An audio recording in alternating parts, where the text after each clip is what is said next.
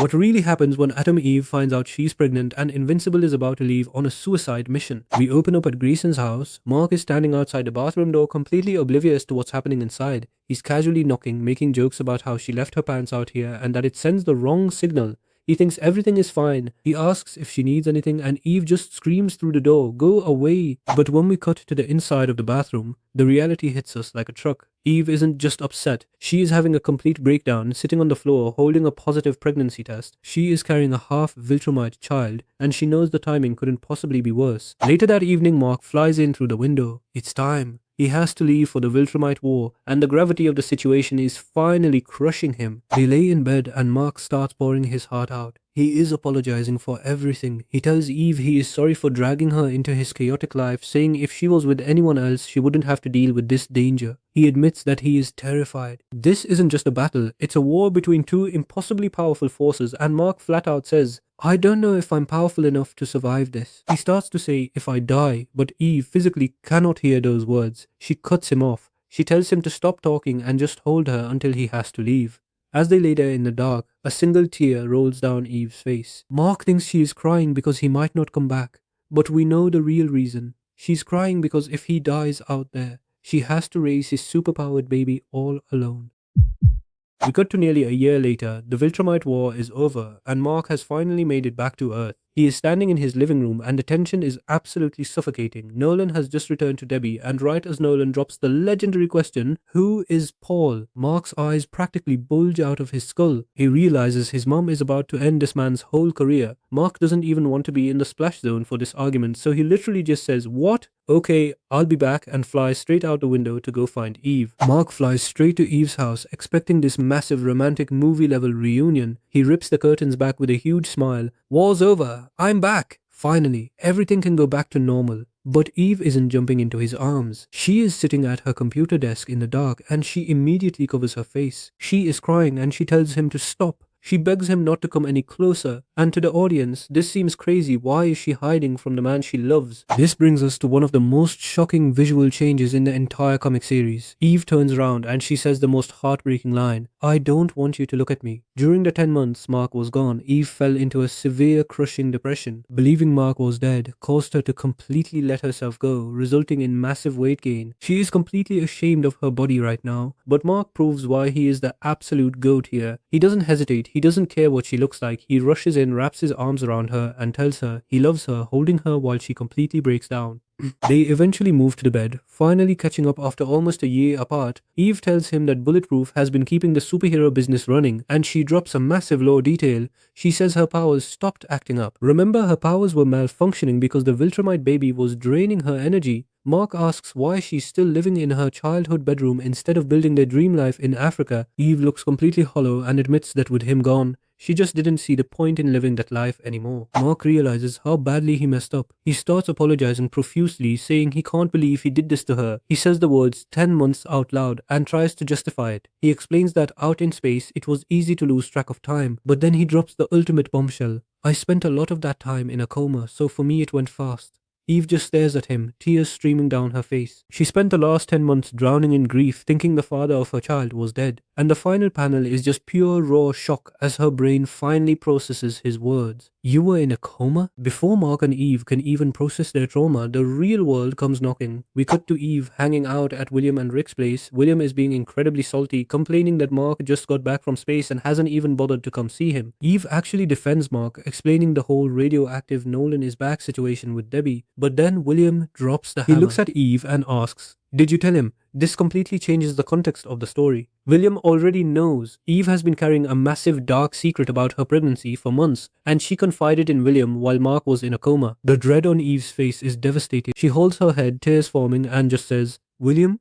I don't know how." The audience is left screaming. What did she do? What happened to the baby? Later that day, Mark and Eve are flying over to the Immortal and Duplicate house, but look at Eve's body language. She is miserable. She confesses to Mark that she absolutely hates being in her superhero costume. Because of her severe depression and the weight she gained while he was gone, she feels exposed and horrible. And Mark completely fumbles the bag. Instead of listening to her pain, he just tells her to shut up and stop fishing for compliments. He is desperately trying to force everything back to normal, completely oblivious to the fact that Eve is suffering suffocating in her own skin. They land, and Immortal and Kate answer the door. They didn't just invite Mark and Eve over for a casual dinner. They invited them over to flex. Kate immediately introduces them to their newborn twins, little Abraham and Mary. Look at the middle panel. Mark is smiling, totally clueless, saying, "What a couple of cuties." But Eve's eyes are wide. She is staring at the exact life she was supposed to have. The universe is literally dangling a happy superhero family in front of her face, and it's torturing her. It gets so incredibly toxic. The girls take the babies to the bathroom to bathe them, and Kate just starts ruthlessly bragging. She lacks any self-awareness. She brags about having the Immortal completely wrapped around her finger. Retire? Done. Marriage? Okay. Big expensive house? Sure thing. Kids? Absolutely. She is living the absolute dream, rubbing it in Eve's face. And then the absolute worst thing happens. Kate hands one of the babies to Eve.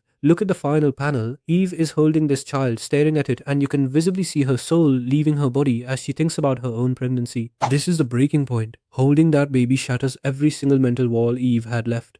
The tears start pouring down her face. Kate, completely confused, asks, "Eve, are you okay?"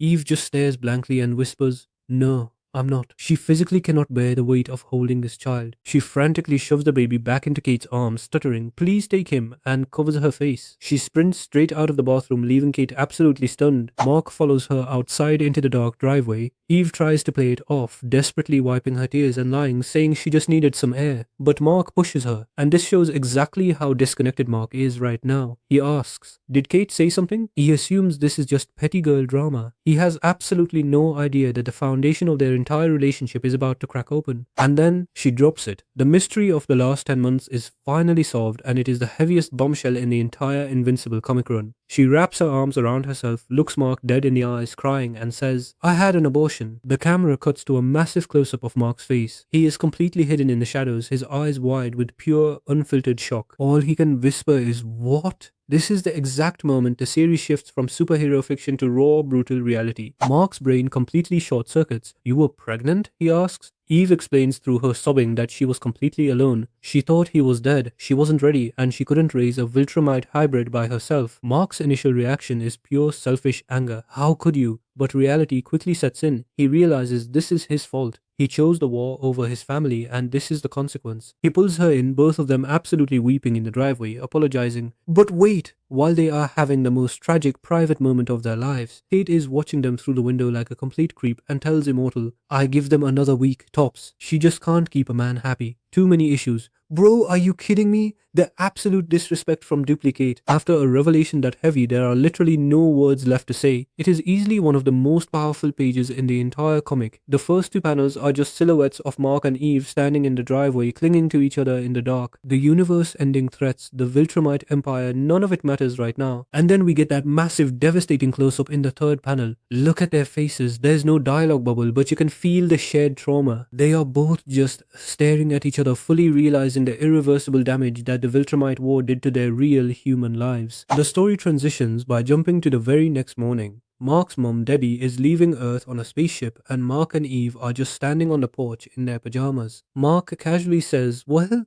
this has been an eventful few hours. It is the understatement of the century." They try to joke around a bit about moving into the empty house, desperately trying to act like a normal couple again. They are using humor to cope, but beneath the surface, you can feel this heavy, unresolved tension just hanging in the air between them. Later that night, Mark closes the curtains and gets into bed. Eve is facing away from him, staring blankly at the wall. Mark reaches out, puts his hand on her shoulder, and gently tries to bring it up. He says, "Eve, about last night. Look at that close-up of Eve's eye. It is wide open. The pain is still so fresh." She immediately shuts him down, saying, "Really, I just don't want to talk about it anymore." Mark just replies, "Okay," and pulls her in close. It's a tragic ending to the chapter. The secret is finally out, but the wound is still wide open. Mark realizes that fixing this isn't going to take a heroic speech, it's going to take time. And that is exactly where we are leaving it today. Mark and Eve's relationship has completely changed forever. But what do you guys think? Will the show also adopt this, or you think it will be changed? Or did Eve make the right choice considering the circumstances? Let me know down in the comments. Please be sure to like, share and subscribe, and you can watch Omni-Man's return here. I'll see you in the next one. Thank you.